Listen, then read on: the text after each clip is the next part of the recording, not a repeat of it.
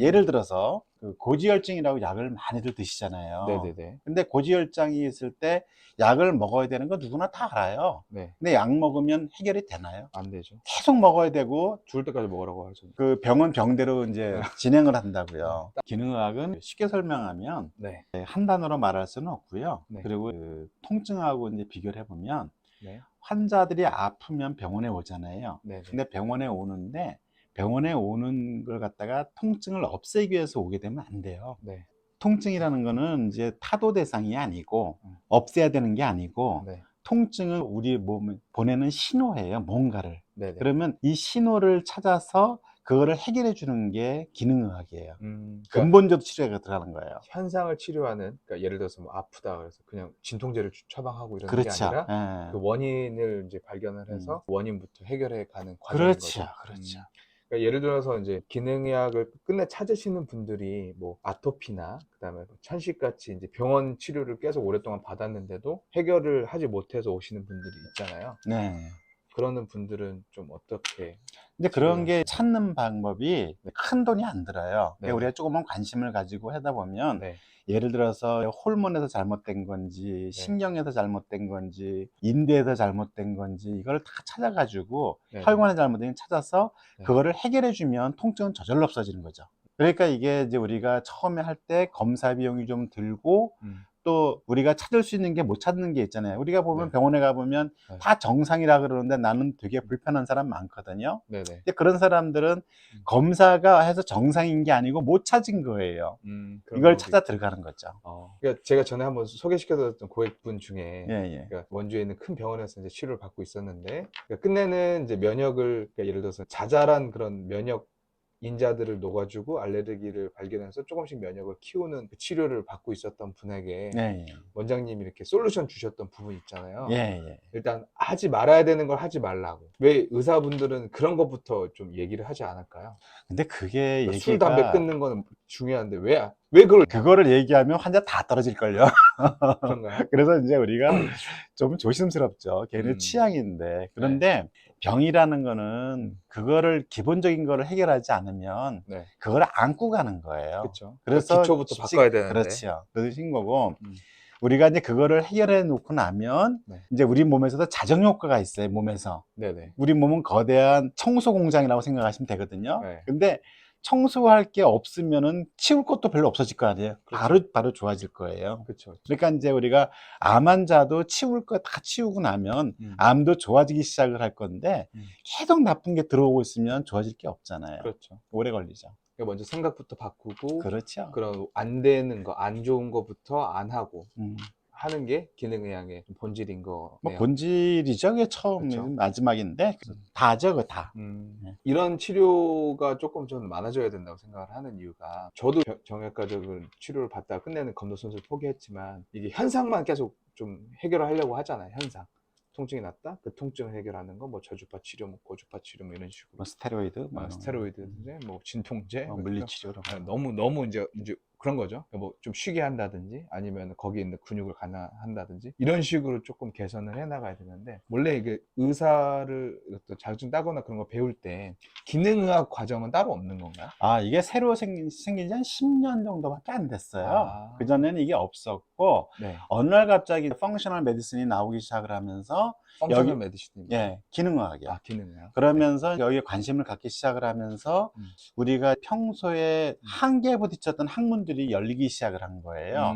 예를 들어서, 그 고지혈증이라고 약을 많이들 드시잖아요. 네네네. 근데 고지혈증이 있을 때 약을 먹어야 되는 거 누구나 다 알아요. 네. 근데 약 먹으면 해결이 되나요? 안 되죠. 계속 먹어야 되고 죽을 때까지 먹으라고 하죠. 그 병은 병대로 이제 진행을 한다고요. 다른 그러면 거더 생기고. 콜레스테롤이 떨어져서 고지혈이 아니면 그런 네. 병이 없느냐? 아니에요. 네. 그 사람은 계속 망가져 가고 있는 거예요. 그죠. 그래서 콜레스테롤이라는 것 자체가 우리 몸의 보수하고 수선, 그다음에 바꾸는 음. 이런 기능을 하는 그 호르몬인데 네. 이 호르몬을 갖다가 우리가 높을 때는 높은 이유가 있는 거예요. 이거를 낮아지는 몸 상태를 만들어 놓으면 이거는 저절로 떨어지죠. 그렇죠. 콜레스테롤 우리 몸에서 만들거든요.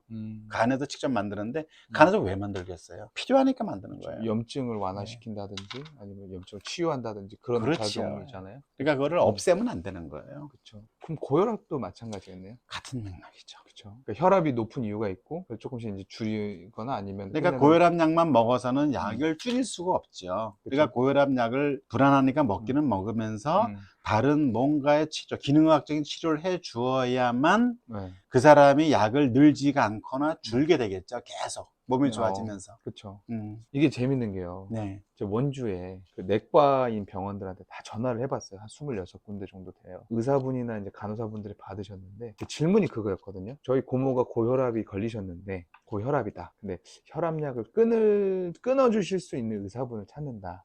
했더니 공통 대답이 다 혈압약은 죽을 때까지 드시는 거예요 라고 얘기를 하시더라고요. 원래 이거 기능학 관점에서 그런 건 어떻게 생각하시는지. 이제 뭐 약 그 의사 선생님들이 이제 음. 먹어야 된다고 끊어야 된다고 끊을 수 없다고 얘기했으면 그 말은 어느 정도 일정 부분은 맞고요. 네. 일정 부분은 말이 안 되는 소리죠. 음. 그리고 이제 우리 몸이 우리가 뭐 7살 때 고혈압약 먹는 사람도 있겠지만 네. 7살 때 고혈압약 안 먹잖아요. 그렇죠. 그러니까 이제 점점 나이가 먹으면서 몸이 바뀌면서 몸이 잘못된 쪽으로 가기 때문에 혈압이 올라가는 쪽으로 가기 때문에 혈압약을 먹잖아요. 네. 그러면 우리 몸이 다시 글로 돌아갈 수 있다 그러면 혈압약 먹을 필요 없겠죠. 그렇죠. 예, 그게 이제 가장 많은 것 중에 하나가 비만이에요. 그리고 우리 혈관의 노화 네. 이런 것들이 이제 많이 있겠죠. 그렇죠. 그거를- 복합적 원인들이 그렇죠. 있는 건데 근데 그런 것들까지 다 보지 않고 그냥 약 처방하기 좀 쉽긴 하지만 그럼요. 그죠. 예. 근데 그거를 해결해 가면 이제 약을 줄이거나 음. 이제 늦출 수 있겠죠. 음. 최대한 늘리지는 않겠죠. 그렇죠. 그런 관점에서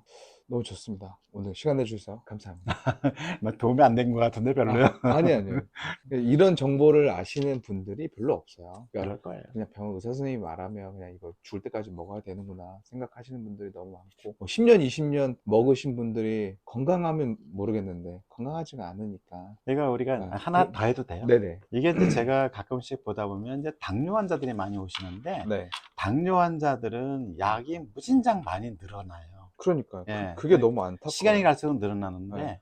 당뇨병은요 간단합니다. 치료하는 방법이. 아 그래요?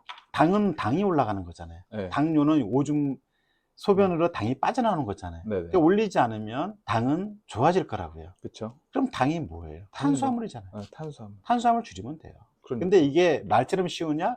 어. 되게 쉽습니다. 나쁜 짓 안 하면 돼요. 그러니까 술 담배 안 하고 그리고 탄수화물 밥 줄이면 조금 되고 먹고. 밥은 먹어야 돼. 왜냐면 네. 밥이라는 거는 조금 탄수화물이 그 음. 글루코즈 인덱스라 그래서 좀 낮은 쪽으로 먹으면 되거든요. 그러니까 그쵸. 이제 당뇨를 전격적으로 올리지 않는 쪽으로 먹으면 되는데 밀, 밀가루라든가 밀가루. 설탕, 뭐 음료수, 뭐 과일 이런 걸 다 끊어야 돼요. 음.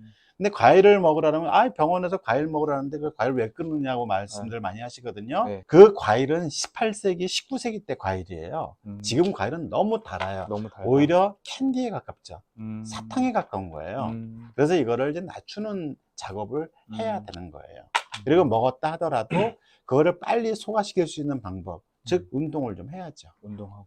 그리고 이제 우리가 먹었다 하더라도 우리가 혈관에 변화가 오기 전에 우리가 운동을 해서 소비시키고 그리고 비타민 같은 걸 이제 채워주게 되면 우리 몸에서 다 스스로 정리를 해나가겠죠.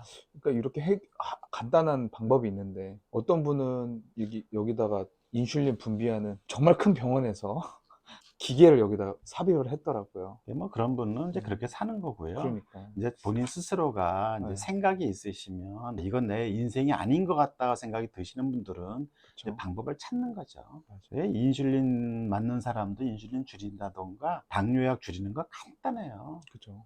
그때는 좋을 수 있지만 계속 지속 하게 되면서 약이 점점 늘어나는 문제, 그다음에 몸의 기능들이 이제 떨어지는 그런 문제들이 생기니까. 장기도 계속 망가져가고. 그래서 건강을 위해서라면 저는 통타르원 원주에 있고요. 추천드립니다. 감사합니다. 네, 마지막으로 한마디만. 한마디 마지막 했는데요. 모든 환자분들이 네. 그 건강한 음식을 먹어야 건강해지는 줄 아세요. 네. 근데 그거 틀린 말입니다. 건강한 음식을 먹어야 건강해지는 게 아니고 나쁜 음식을 안 먹어야 건강해집니다. 그러니까 이거를 다 까꾸를 알고 계시더라고요. 그러니까 정말 진리네요. 예. 그렇죠, 그렇죠. 그러면 다음에 또 좀 궁금한 점 있으시면 이제 토탈리와 김준 예. 원장님과 함께 하는 놀러 시간을 또 오세요. 예. 갖도록 하겠습니다. 감사합니다. 구독, 좋아요 부탁드립니다.